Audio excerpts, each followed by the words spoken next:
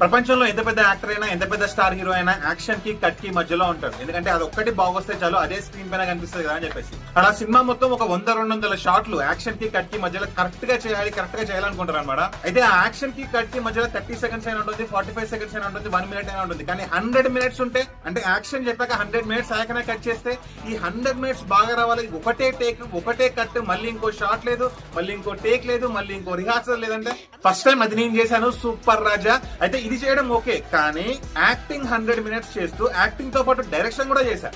అంటే యాక్టింగ్ అంటే ఏంటిది, ఒక క్యారెక్టర్ లో జీవించడం. అంటే మనం ఆ క్యారెక్టర్ మైండ్ లోకి వెళ్ళి క్యారెక్టర్ ఎలా అయితే బిహేవ్ చేస్తాడో అలానే బిహేవ్ చేయడం. అది 100 నిమిషాలు ఆపకుండా చేయడం అంటేనే చాలా గ్రేట్. ఎందుకంటే మనల్ని మనం మర్చిపోయి క్యారెక్టర్ లో ఉండాలి 100 నిమిషాలు బ్రేక్ లేకుండా. అలా ఉంటూ మళ్ళీ డైరెక్షన్ కూడా చేయాలి.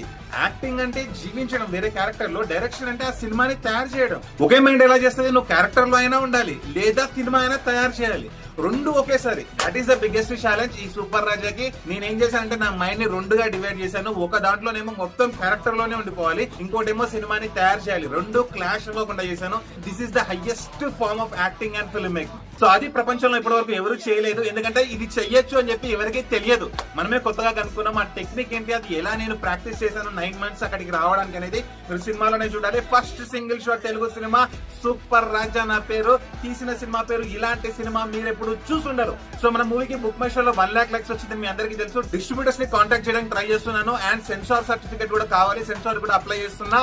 Super Raja see you in theatre soon, ఒక అద్భుతమైన ఫిల్మ్ తో.